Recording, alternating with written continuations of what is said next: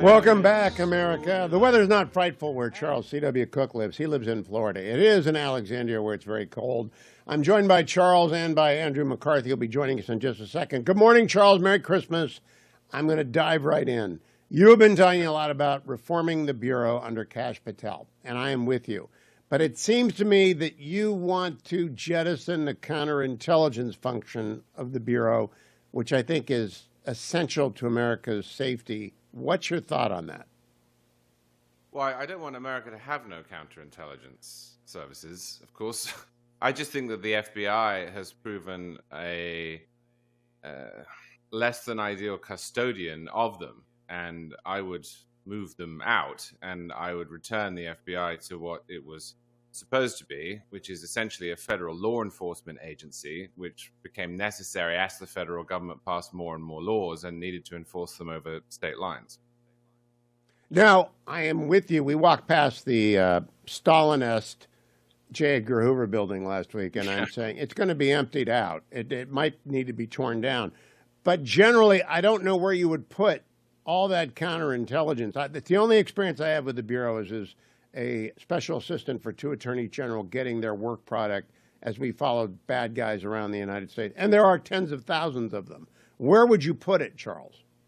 I think I might try and establish a new organization as a repository for it so that there was a greater wall of separation. I'm not usually either in favor of new agencies or in favor of burning existing things down. I am a conservative. I do like Chesterton's fence.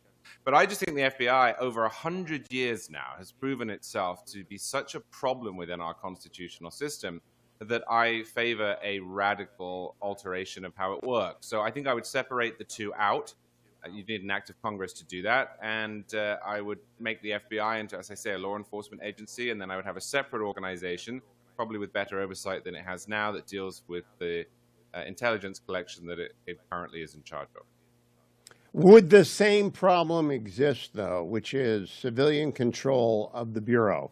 We always talk about civilian control of the Department of Defense. Really, it's now civilian control of the FBI because Christopher Wray has failed to establish it in the eyes of most conservatives. I don't know that anyone could, but at the same time, we are awash. I mean, we've got tens of thousands of Chinese Communist Party agents in the United States. Can we really afford to take a break to reassemble the pieces in a different parking lot? Well, I don't think it's working now. So, yeah, I mean, a lot of those people would not be fired in the intelligence services. They'd be moved over. But the core problem here, Hugh, in my estimation, is that this institution is just not of great interest to the people who are necessary for its reform. It seems to be of great interest to the American public. I don't normally write about this sort of thing, so the fact that it's of interest to me is telling. But I think we have not seen enough of a groundswell in Congress or enough people within the executive branch who have been willing to reform the FBI now for years and years and years in different political environments under different presidents. So I don't really want to keep the status quo. And I agree with you that you'd have to do it cleverly as not to exacerbate the risk. But the current system is not working either. And to the point at which it's actually deranging our politics. It's deranging the means by which we would fix it. So I would embark on that project happily. Charles, when you were growing up in England, did you ever have a slinky? Yeah, of course. Okay, so you know what happens to a slinky? Eventually it becomes so tangled that you can't use it anymore and you have to throw it away. Is that what we're looking at the Bureau? Something that is absolutely so tangled that it can't be fixed? Yeah, and I think that was also true in 1967, which is an indictment. But yeah, that's my view. As I say, I've not really been in favor of abolishing departments on the grounds that they were irredeemable. I want to abolish a lot of departments on the grounds that they shouldn't exist per se. Education, for example, labor, transportation. But this one is irredeemable like the slinky, and you just need to buy a new one. Now, I think maybe Andy has joined us now. Andy McCarthy, are you there? Not yet. We're still getting him into the waiting room. Charles, in terms of Kash Patel, are you confident he's the guy to do this? I understand all of the criticisms of Patel, some of which I share, and I don't like many of the things he said on, say, Steve Bannon's podcast. But if you look at the ideas that he's put forward for reforming the FBI, assuming my sort of abolition or splitting is not going to happen, they're really good. They're correct.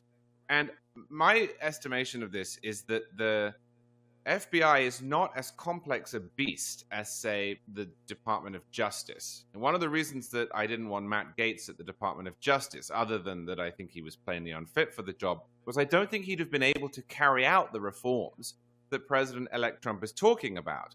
It's a huge institution. You need an Ed Meese who's going to go in there with a great deal of historical understanding and institutional knowledge. But that's not really true at the FBI. The FBI is a glorified police station. It's a badly run and corrupt police station, but it is a police station.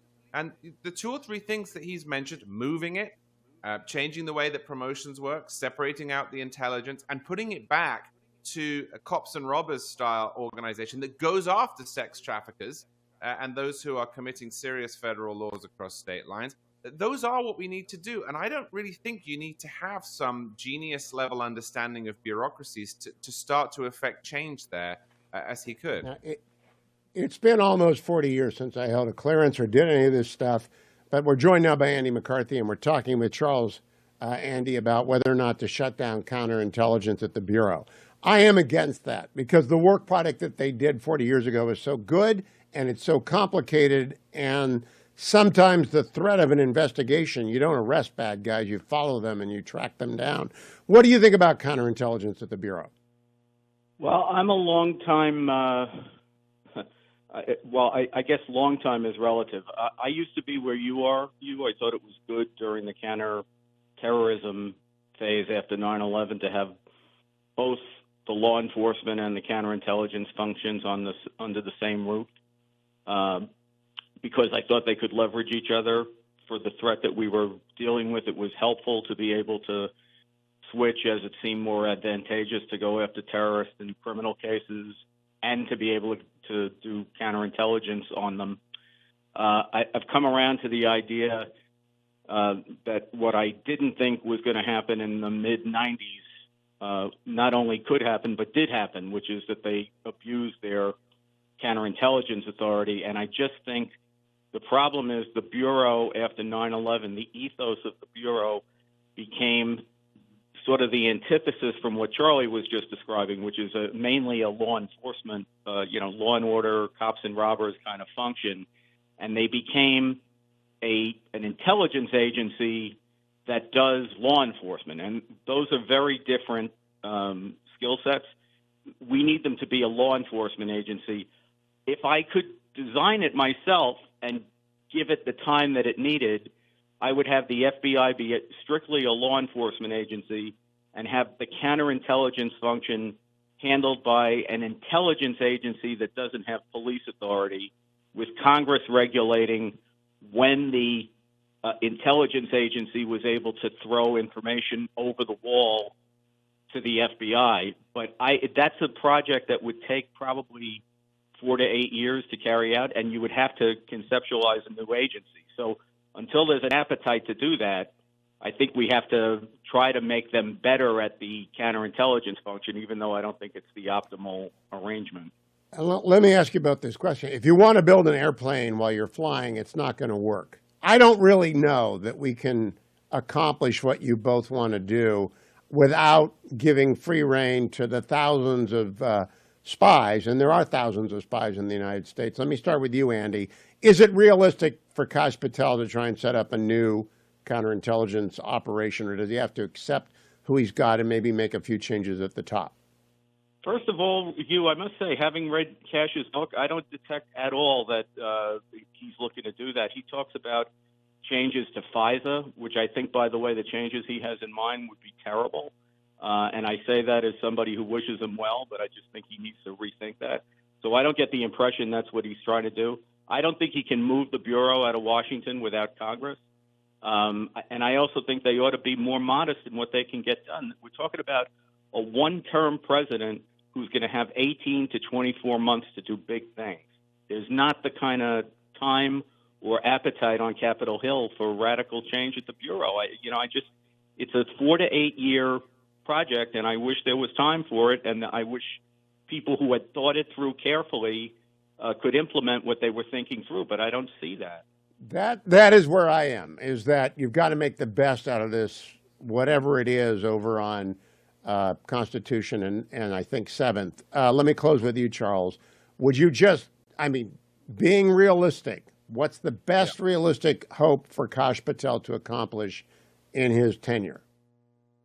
He goes in, he makes his views plain. There are some fights, they're publicized. He expresses his position, as does President Trump, and he builds some support for the changes we've been discussing that Andy correctly says does not yet exist in Congress. And in the meantime, he changes the culture there to some degree and improves the place over where he left it. That's well said. And I hope he does that. I don't think we can rip up everything that exists there and not do tremendous damage to the United States of America in the course. Gentlemen, thank you. I'll listen to both of you on The Editors this week. That's the podcast from National Review, the McCarthy Report. And by the way, Charles, thank you for telling me that the Anti-Federalists were against the pardon power. I've been teaching con law for 30 years, and I didn't know that. So my hat is off to you. I did not know that the Anti-Federalists were anti the pardon power. Boy, were they ever right. Thank you both.